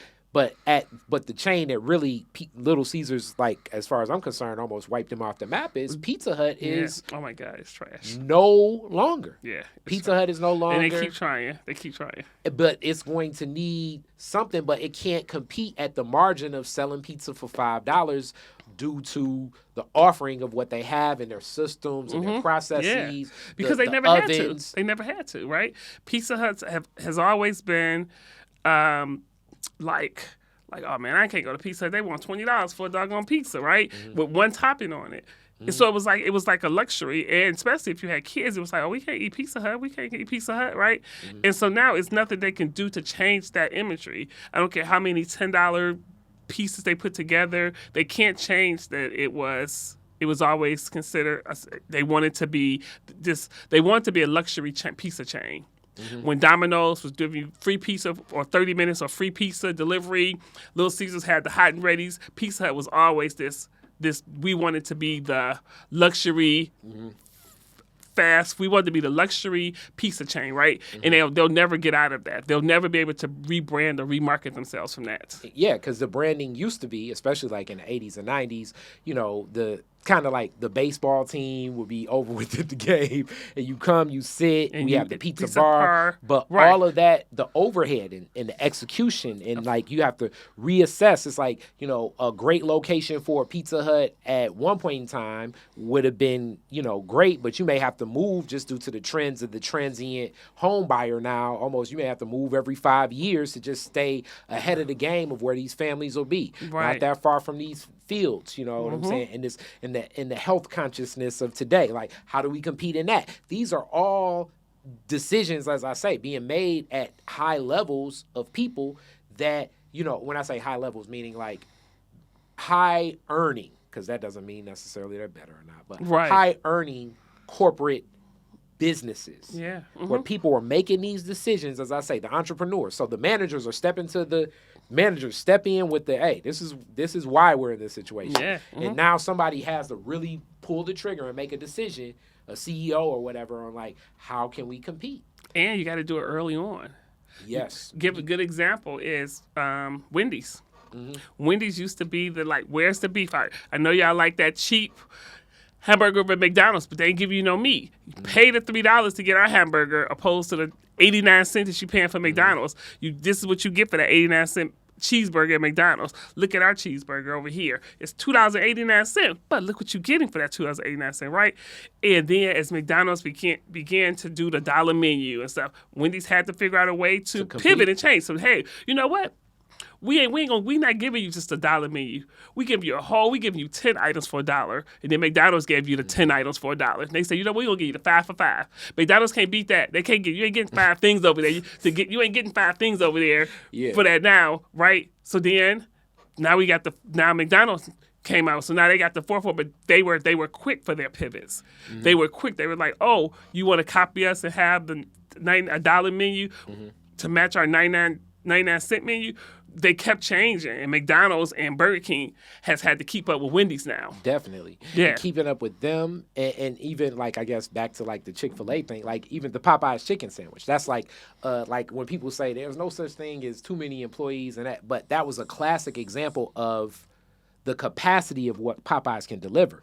Whoever the marketing was to partner with all of the, like, social media tastemakers and people like that, and to create it, was like, wow, it built a buzz, it struck a lung. People know Popeye's chicken is good, or people that like it, we like Popeye's chicken, so it's like, we're going to try it and everything like that. But they didn't have the Chick-fil-A system to even deal with the capacity. Right, because they didn't have employees, right? They didn't have employees. They didn't have the one thing that Chick-fil-A has that... So Chick-fil-A got 50 people in line. Wendy's got 50 people in line, right? You in line Now, Wendy's, Popeyes got 50 people in line. You're in line for 3-4 hours at Popeyes, right? Sometimes it could be 2 people in line at Popeyes. But the 50 people at Chick-fil-A is in and out, and it was because Chick-fil-A anticipated that. And now we got our employees working the line. Yes. We're working. Our system has always had 4 employees outside. Whether it's 5 people in line or 50 people in line, we got 5 employees outside walking the line, taking your order. So when you get around to us, we giving you your order. Yeah. We giving you your order. So, and and Popeyes didn't have the time to think about that when the buzz hit. I don't think they were prepared for that. I don't right? think so. I don't think they thought that in one weekend, yes, they were about to make over $20 million. We're gonna sell out of so much. We're gonna sell out of our stock where it's going to take a month and a half to replenish. Right, it. exactly. Like, you're not prepared for something like that. And furthermore, because I assume probably what happened is some young person that works in the team like really bit the ear, and they say, "All right, man, we'll go on and try it. Let's go on and try it." And it was like, wow. This was overwhelming, and it causes other problems. Because even, it's not more money, more problems. But even in business, when you make a lot of money, comes other things. Because whoever that person that came up with that marketing strategy, now 2 things happens. That person steps in, if they're smart from the business standpoint. It's like, all right, guess what? Now you need to double everything I did, give me more money, blah, blah, blah, blah. Let me run everything in this department, or I'm going to your competition. Exactly. I'm taking it someplace else. Right? I am that guy. As I'm sending this email to you, right. Just know that Chick-fil-A is next. Reaching out to you about this, okay? Exactly. So you have that, but what it does is also now it's creating problems in your supply chain. And I was going to say that your supply chain, right? Because if you didn't anticipate that, that means you were unable to sit down with the people who are making the buns for you and say, hey, we need to do this. We're going to launch this on this date. We want to have this amount we want to have already in a stockpile, but we need to know how many y'all can make outside that stockpile because we're anticipating this to blow up, right? So they didn't have those conversations. So that's why what was it, like for 4 months the chicken sandwich was off. Yeah, we got taken off the menu for 4 months. And that right there is a problem you never want to have. You never want to have that. On the internal side, also that's where training and everything. On internal, like I say, I you know how sometimes people be like, I got a side hustle. I've had side jobs. I always was an entrepreneur, but I've worked at Taco Bell. I've worked at Pizza Hut, and I've worked at Burger King. And of all 3, like when I think about the systems and how they were set up and where things go and the arc of even customer service and what was customer service and how you make decisions and even how that trickles down to the organization. One of the best ones where I'm like, okay, this system makes sense. Now, I was at Taco Bell. That was like my first job other than newspaper. So that was like 98? So a grip ago. But and they had, to me, that system then was a better system because it was basically everything is the same. When I went back in my station to make stuff, it's either going to be hard shell, soft shell. It's like, the differences would be so minute that don't got tomatoes. Right. That does have tomatoes. But then I look at when I went over to Burger King, it was so many variations of things. Because you have it your way. And that's where the toughness happened. So it would be like, like things would be like if you were just going to order the same thing, you can get, service can be faster. Kind of like a Little Caesars menu is so limited too. Because it's like we can deliver faster. We can really perfect what that system is versus like having a menu with 1,000,001 things where like one person walks in out the blue and says like, hey, I want a rodeo burger. Right. And it's like, damn, I've been working here like a year. And I ain't it's made like, one I don't rodeo even know what so I got to get the manager. What's a rodeo burger? We gotta go find the doggone standardized recipe so you can say, like, oh man, we don't even have that sauce anymore. Where that sauce at? Do we have any more of that doggone barbecue sauce that we use for the rodeo burger? Right, because again, you can have it your way, right? Mm-hmm. You got to have all these different ingredients, all these different procedures in place for that random employee, that random customer that comes in and asks for it, right? Yep.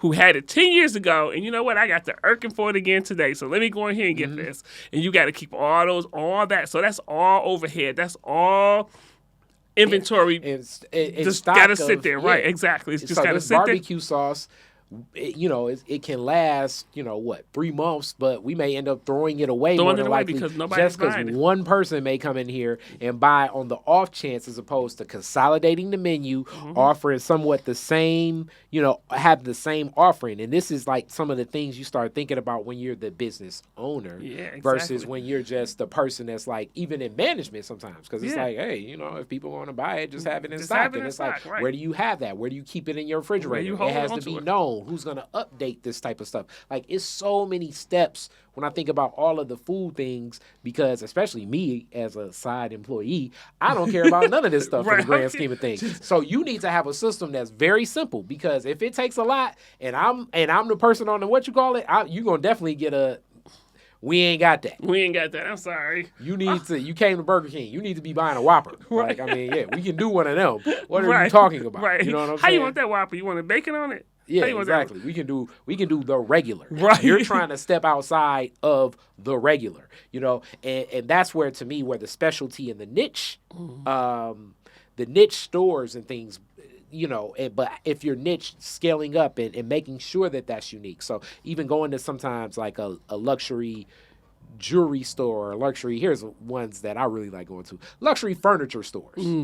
Because they're very unique. They're very niche. I'm definitely not buying a $20,000 Anwar or anything. No, right. But I just like to walk in and see the presentation, who coaches up the sales pitch, how it works. Those are usually like, as far as like when I nerd out and thinking business of like, okay, let's think about this offering. I'm big into like thinking about what their offering is and how they lean into nicheness as opposed to trying to scale up too much. And what things are, and the storytelling goes differently. But wow, that's unique. We're gonna be going for forever. We already overtime, so I gotta hit you with the classic Detroit is different questions. Definitely. And we bringing you back. We definitely bring you back. Sure, I gotta pick your brain on other stuff. So classic Detroit is different. Very first car, year, make, and model, and year you got it. Very first car I had was a 1984 Cadillac Fleetwood. Oh, man. But it was like a hand-me-down. This was in 93. Okay. It was my aunt's who only had Fleetwoods since she was married. Every 4 or 5 years, my uncle would Uncle Frank made sure she had a new Fleetwood. But the one that I had was when they had made the Fleetwood and it was condensed, so it wasn't a long. Oh, you didn't have a long body. No, I didn't have a long body. I don't think I'd have tore up that car like day 2. So it was a short body Fleetwood, and my auntie only had that for 2 or 3 years because she didn't like that. She was used to having long cars. And so that was the first year they had I want to say 84. Yep, it was 1984.